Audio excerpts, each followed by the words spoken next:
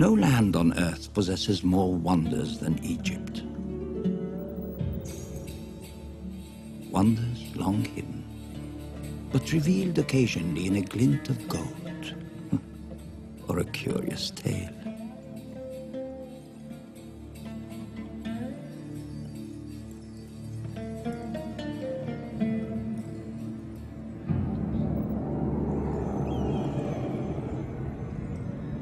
Our story begins with a death. The death of an unusual boy. Worshipped as the son of Ra, the sun god. He was a pharaoh of Egypt 3,000 years ago.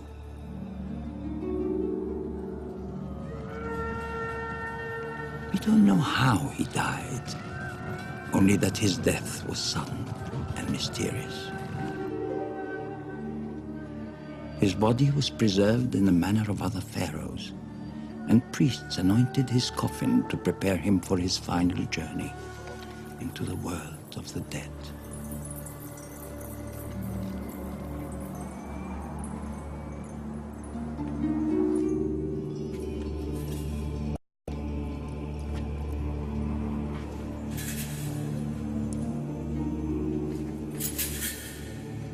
The rituals had to be finished before his father, the sun, descended into darkness.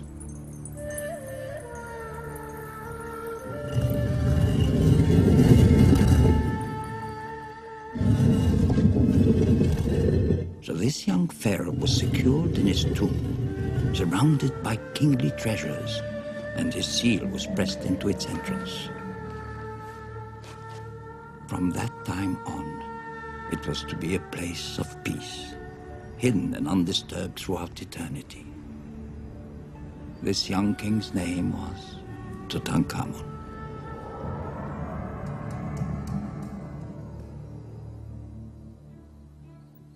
For 3,000 years, King Tut and his tomb in the Valley of the Kings remained concealed beneath shifting sands. Other tombs were discovered and completely pillaged, but not his. Believing he could find it, an Englishman named Howard Carter mounted 5 arduous expeditions, but they yielded nothing. In 1922, he returned to Egypt for a 6th attempt.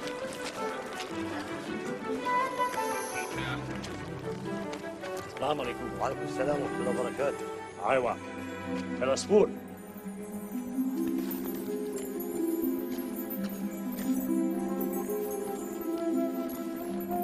That year, he brought a beautiful canary to brighten his spirits. Inshallah. The workmen called it the Golden Bird and told Carter it would bring them good luck.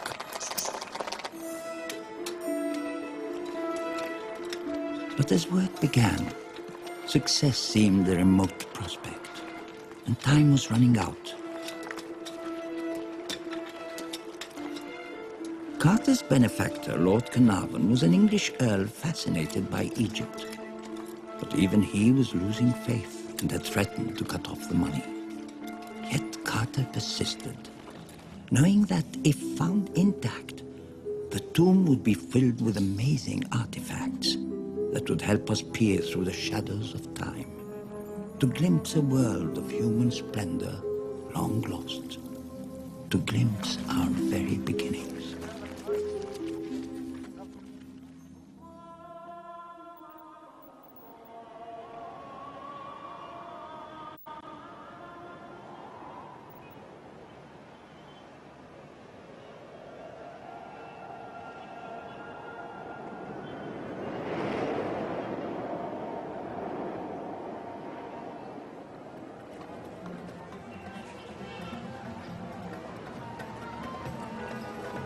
That's a great story, Grandpa, but I want to know more.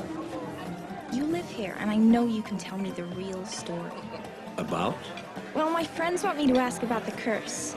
How anyone who entered King Tut's tomb... Will have some terrible things happen to them. Yes, I know. I don't know if I believe it, but will you tell me about it? So, the pharaohs, the tombs, the monuments, the great civilization who built them, you're not interested in. But the mummy scarce, you find. Exciting. Yes, I can see that. All right then. You shall hear all about it.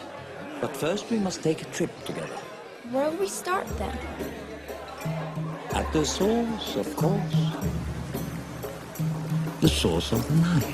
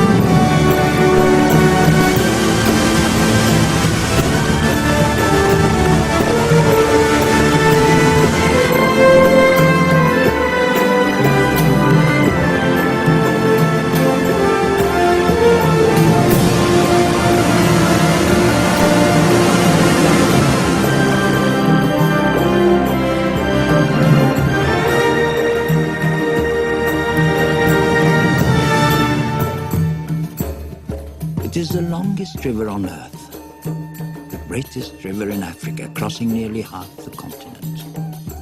It is born of two rivers, the White Nile, which rises near Lake Victoria and heads north through Uganda, and the Blue Nile, which descends from the highlands of Ethiopia. They meet in the desert of Sudan, forming the main trunk of the Nile. By the time it drains into the Mediterranean Sea, its waters have journeyed more than 4,000 miles.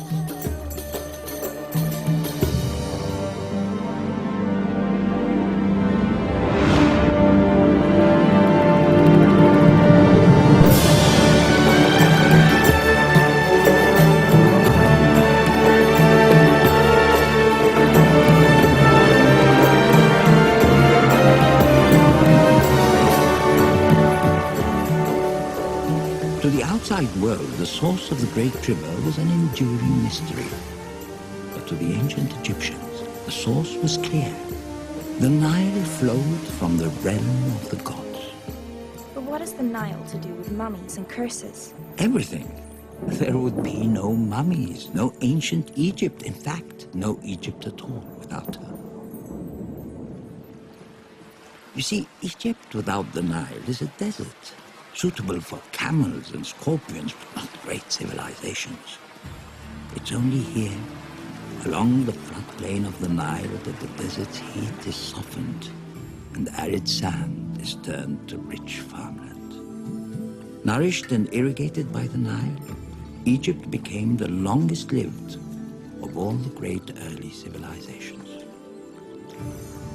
In ancient times, so much water raced down from the lush valleys of Central Africa that the Nile overflowed its banks in seasonal floods.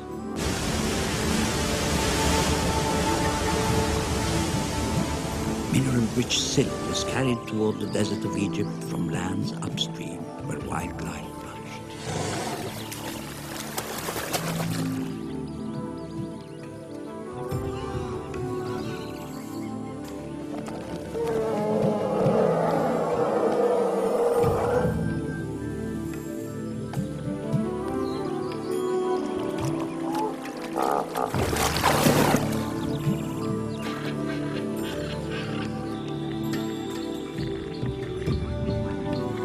Rich land made possible a vast farming culture and a stable civilization able to turn from daily survival to works of the mind.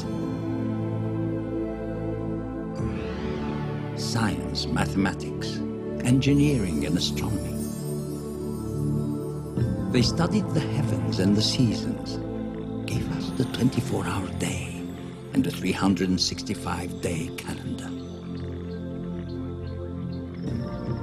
Egypt, an old saying goes, was the gift of the Nile. But the Egyptians believed there was one thing even mightier than the Nile: the sun.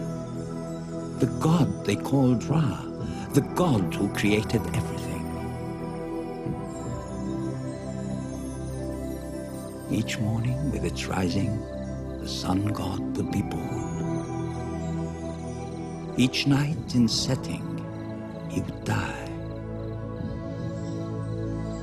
But the next morning he would rise again, never failing. He was eternal.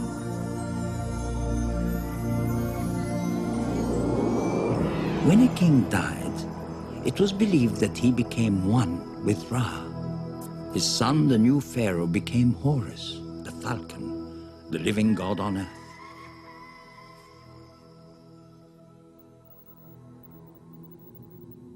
And so the Egyptians accorded their rulers absolute power, which they used to build an extraordinary empire.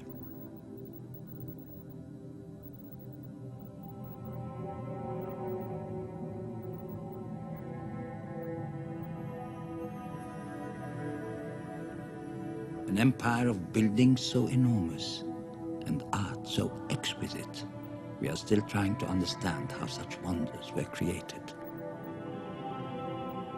How stones from the desert were turned into timeless monuments.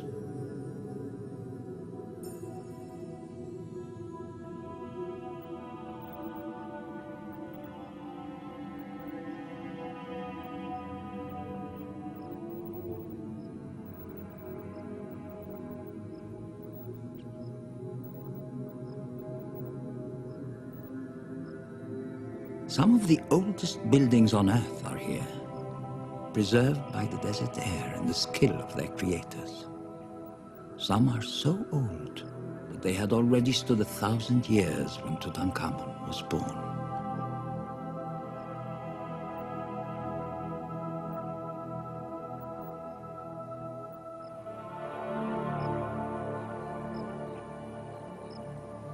The enormous obelisks of Karnak were carved from single blocks of granite, moved hundreds of miles by boat, rolled on logs and perhaps levered up with huge timbers.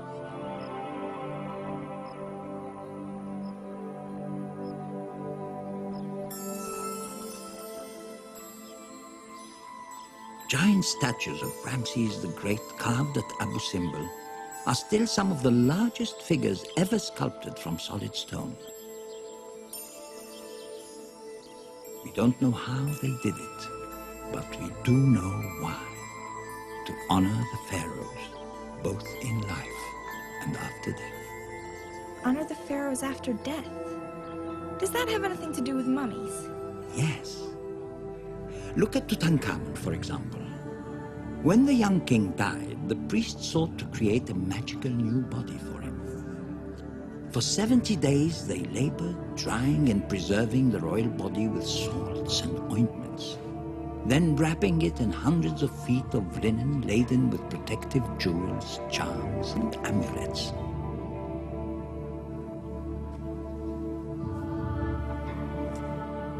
And finally crowning the mummy with an exquisite golden death mask.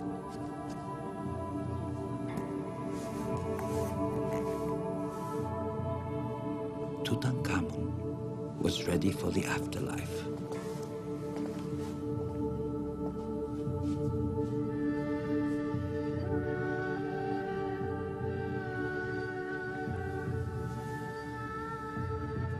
Had the boy lived and died 1,000 years earlier, he would have been buried like pharaohs long before him, in a monument of colossal proportions, the man-made mountain of stone called the pyramid.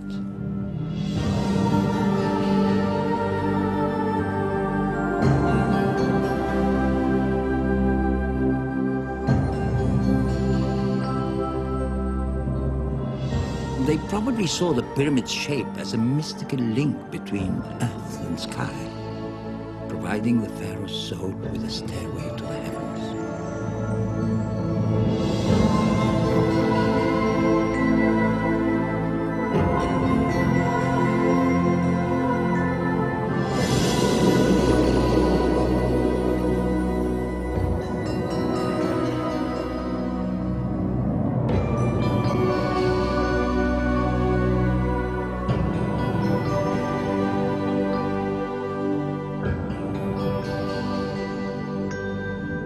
fabled seven wonders of the ancient world, only the pyramids of Giza remain, built more than 4,000 years ago.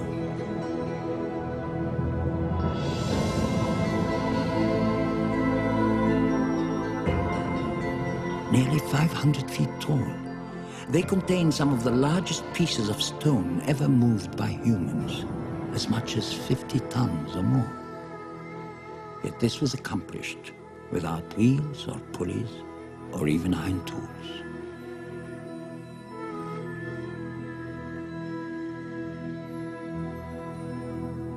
How in the world did they do it without modern machinery? The gods certainly didn't do it. They used their minds. Knowledge built these great structures. Highly sophisticated knowledge. Look.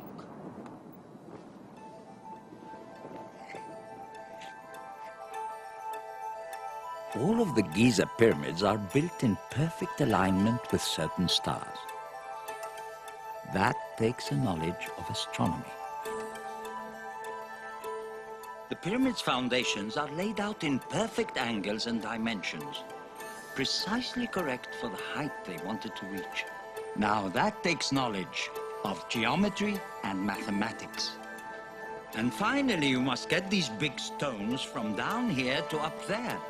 And you must make them all fit perfectly. Now that takes knowledge. An incredible knowledge of engineering and organization. Organization? Absolutely. You just said so yourself. It wasn't the gods who built these great monuments. It was people. Thousands and thousands of people.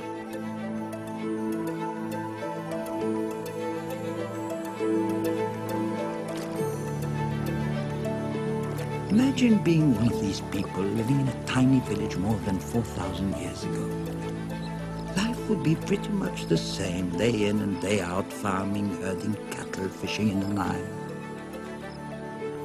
Then one day, you selected to journey by boat down the Nile. You are now part of the great national project to build the Pharaoh's tomb. But you have no idea what kind of tomb. And then you see a monument to the sun, to life eternal.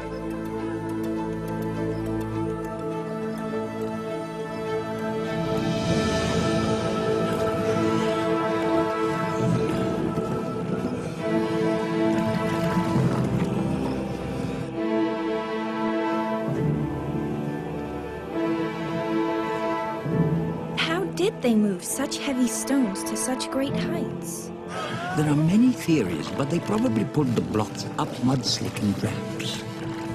Raising the ramps as the pyramid grew, masons then set the stones with such precision a postcard couldn't fit between them.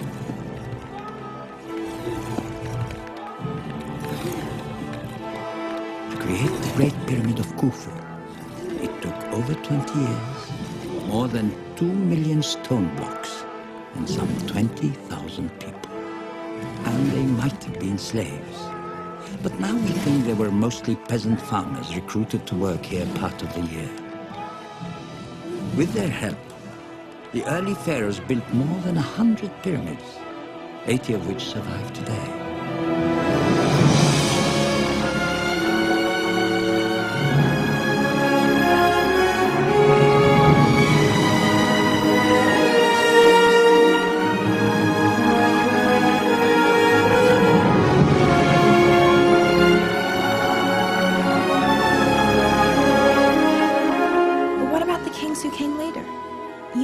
King Tutankhamun wasn't buried in a pyramid.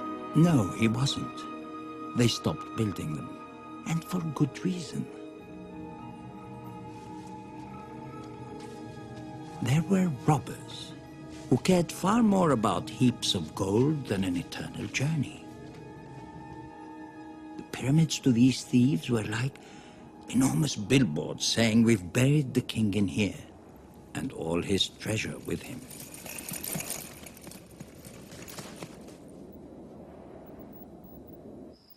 At any rate, a new plan had to be devised. That's why 500 years after the last pyramids were built, A new era of kings decided that instead of building tombs which everyone could see, why not build tombs which no one could see?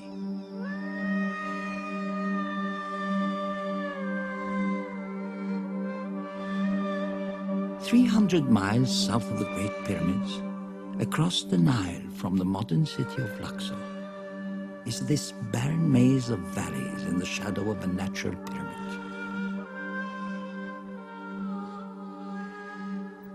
Here, no thief could find the royal tombs. Here the kings and queens of Egypt would remain immortal. Or so they thought.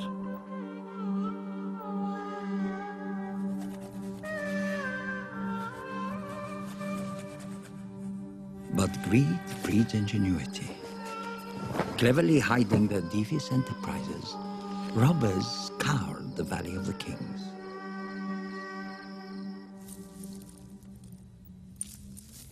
Over time, each of the valley tombs was found, broken into, and completely plundered. Except for one. Except for the tomb of Tutankhamun. That, at least, is what Howard Carter believed. And if he was right, it would be the greatest archaeological discovery of modern times. But after 5 years, he still hadn't found it. And the situation was becoming desperate. Then, on the morning of November the 4th, 1922, a water boy trying to secure his jug hit an unusual rock.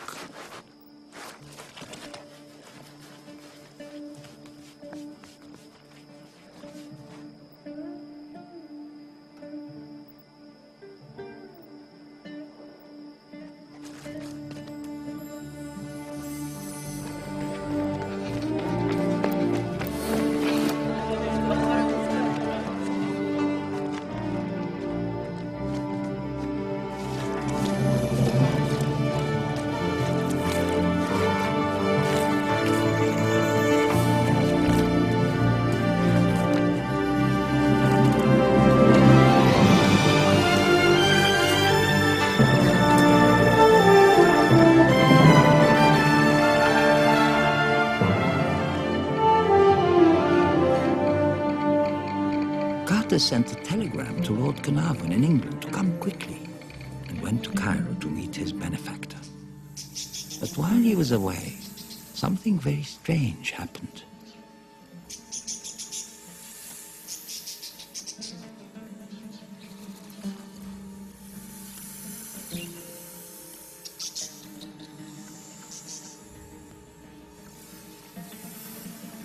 The golden bird that had brought him luck was killed by a cobra.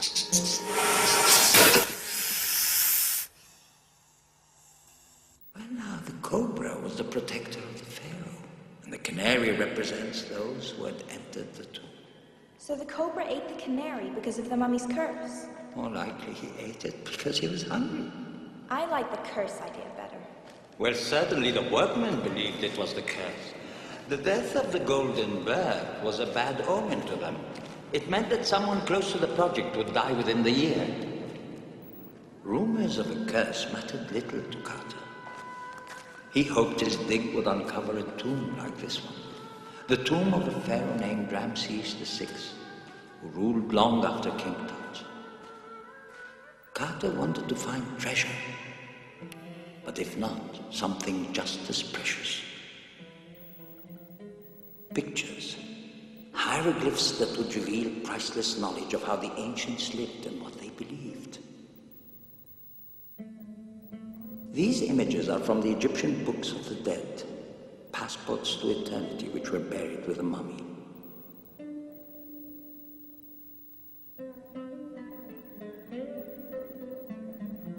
To help a dead king reach the afterlife, they supplied answers to questions he would be asked. Spells to deflect dangers along the way.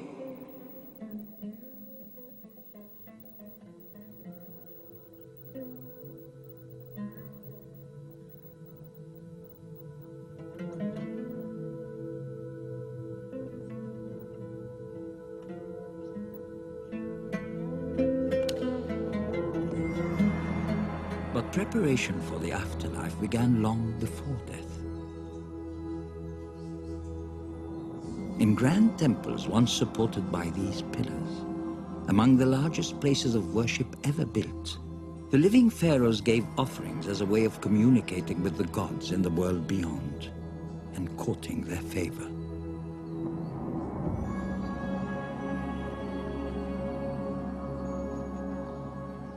Both immense and colorful, temples like the great structure called Medinet Habu were the settings for magnificent rituals that proclaimed to all not only the pharaoh's power and wealth, but his devotion to the gods he would one day join on a journey through eternity.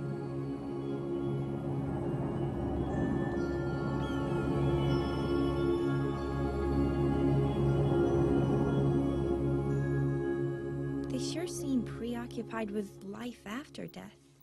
Yes, and probably because no ancient people enjoyed life as much as they did. There are picture stories of invention and adventure, of board games and ball games, of dance and music, of acrobats and mechanical toys, of the affection between husbands and wives, and of family unity and love. It was the most advanced civilization of its time, and it went on for 3,000 years. But the empire they amassed attracted invaders. Among the stories on temple walls are accounts of battles against outsiders who tried to conquer the kingdom of the pharaohs.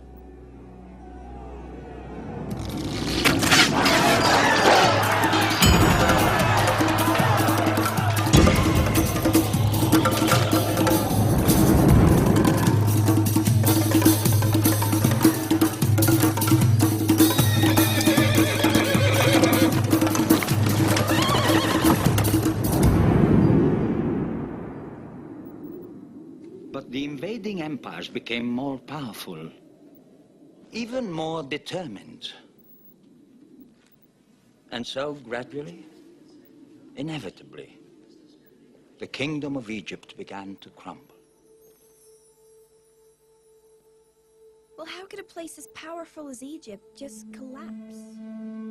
Actually, many things happened. But mostly it was the weakening of the pharaoh's power through civil turmoil, making Egypt vulnerable to invaders. Little by little, much of the pharaoh's great empire, along with its secrets, was reclaimed by the desert.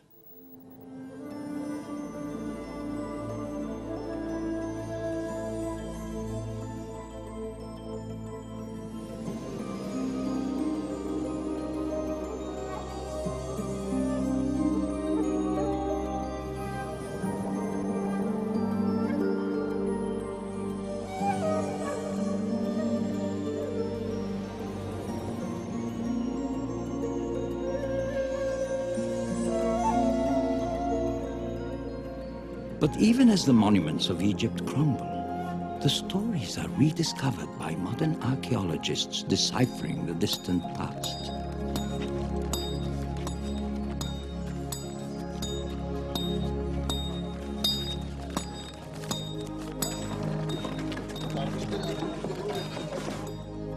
Scholars and artists are preserving the Great Sphinx for all humanity.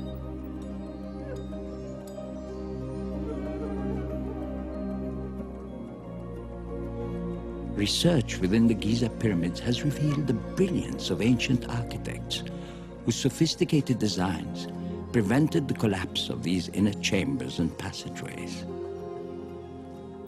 DNA analysis is helping to identify family ties of the royal mummies and to give us clues about how they lived and died. New excavations are uncovering the support system of settlements and facilities for the workers who built the Giza pyramids.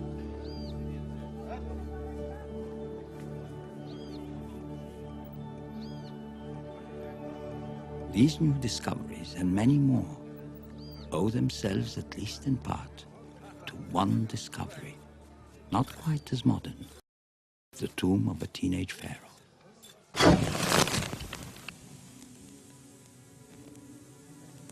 On November 26, 1922, Howard Carter reached the wall outside the first chamber of Tutankhamun's tomb. What can you see?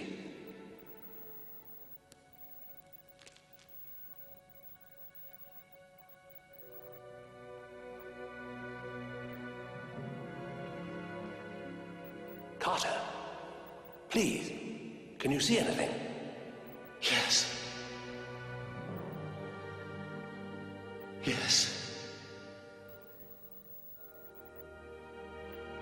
Wonderful things. Wonderful things.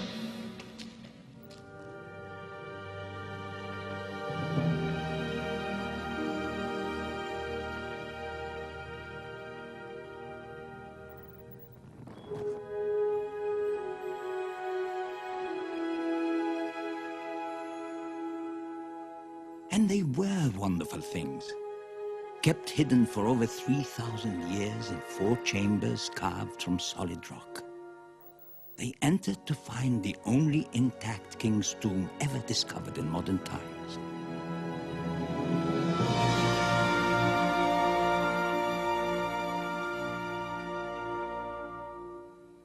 And in the burial chamber, 4 golden shrines.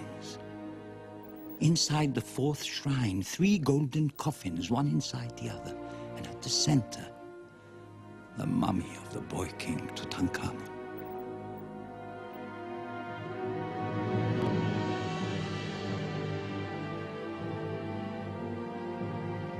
This was the greatest treasure ever found in Egypt. Well over 2,000 objects of gold, alabaster, lapis, and precious jewels made thousands of years ago by master craftsmen.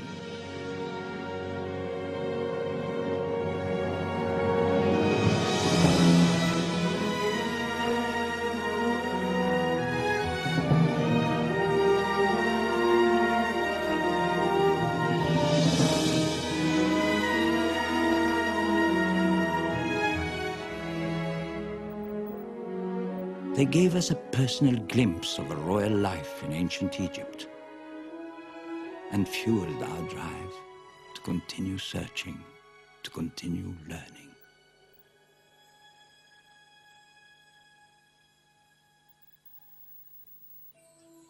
So through discoveries like Howard Carter's and those of modern archaeologists, the ruins of ancient Egypt mean something to us.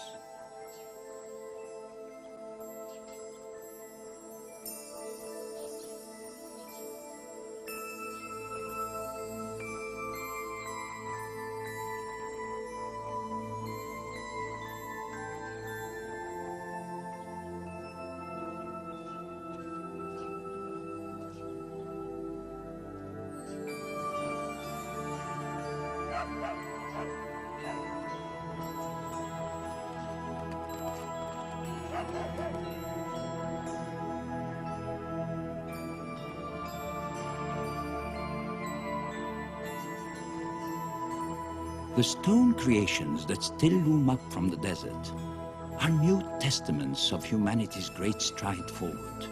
From hunters and gatherers, to builders of majestic structures, to dreamers of grand dreams. These stone wonders are the shape of our beginnings, towering symbols of our rise to become thinkers, artists, poets, and builders.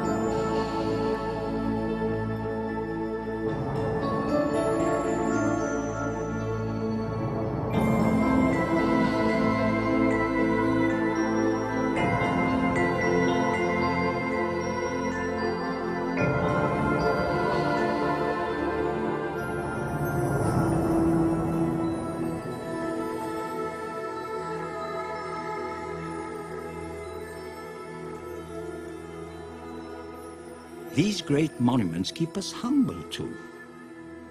After all, they managed to survive for nearly 5,000 years. How long has our modern civilization been around in comparison? Not very long. Not very long. Now, as to the matter of the curse. Lord Carnarvon died from an infected mosquito bite 5 months after King Tut's tomb was opened. So it is true after all. Well, Lord Carnarvon did die an untimely death. But Howard Carter lived to be 65. And the little water boy, who was one of the first into the tomb because of his size, lived to a ripe old age, as did most of the workers. Clearly, there was no curse of death. But beyond all of that, a curse, you see, flies in the face of everything the Egyptians believed in. You mean life? Yes, life.